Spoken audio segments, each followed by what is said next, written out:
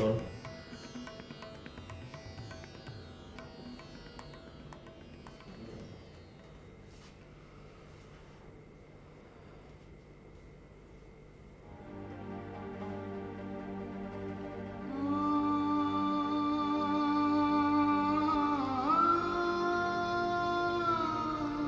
ভালো থাকিস।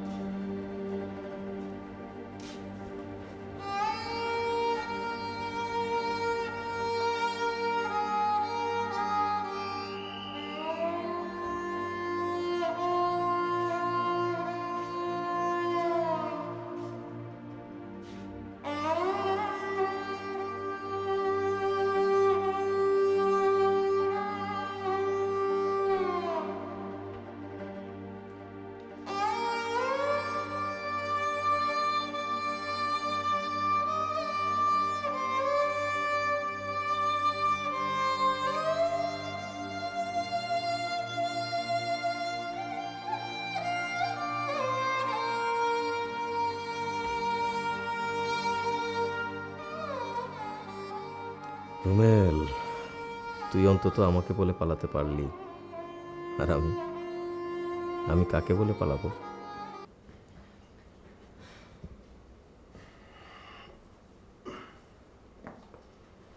তিনু সাহেব, আপনি অযথাই রেগে আছেন আমার উপরে। আমি আবারও ক্ষমা চাচ্ছি এত রাতে আপনাদেরকে বিরক্ত করার জন্য। It's okay. বিষয়টা একবার ভাবুন, একটা লোকের স্ত্রী কিডন্যাপ হয়েছে, পুলিশ সেখানে হাজির, পুলিশকে মিথ্যে ইনফরমেশন দেওয়া হয়েছে, কিডন্যাপের পুরো বিষয়টা তারা বেমালুম চেপে গেছে। ডক্টর দাদির বাসায় আছে তার স্ত্রী, ডক্টর দাদির মোবাইল নাম্বার দেওয়া হয়েছে আমার কাছে, আর সেই মোবাইল নাম্বার হলো আপনার বোনের নাম্বার। বিষয়টা যে খুবই জটিল আপনি নিশ্চয়ই বুঝতে পারছেন তিনু সাহেব। এখন এই অবস্থায় একজন পুলিশ কর্মকর্তা আপনার কাছে হেল্প চাইছে। আপনি যদি হেল্প করেন তাহলে এই বিষয়টার আসল রহস্য উদ্ঘাটন হবে। তিনু সাহেব, আপনি অমত করবেন না, প্লিজ হেল্প করুন।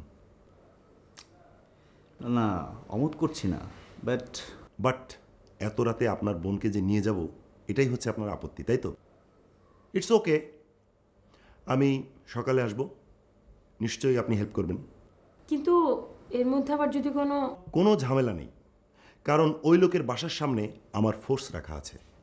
বাট অফিসার, একজন স্বামী তার স্ত্রীকে কেন কিডন্যাপ করাবে?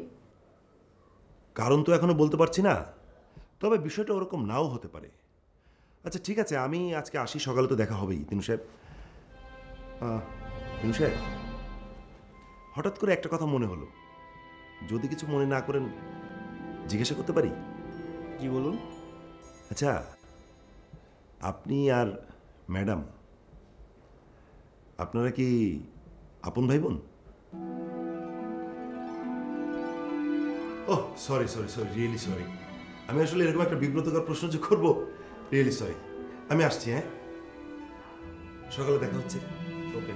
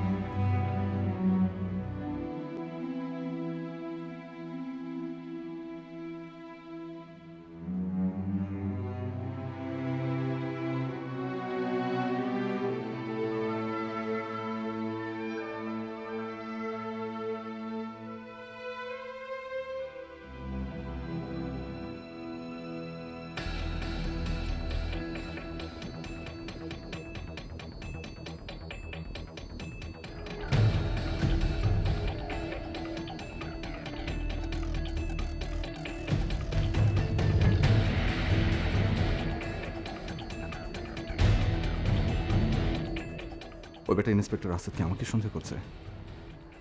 আমি যে এর সাথে জড়িত সেটা যদি প্রমাণিত হয় তাহলে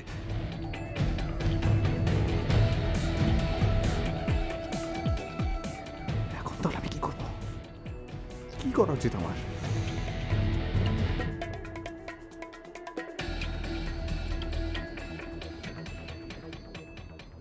বন্ডি বন্ডি আপনি 100 ভাগে 200 ভাগ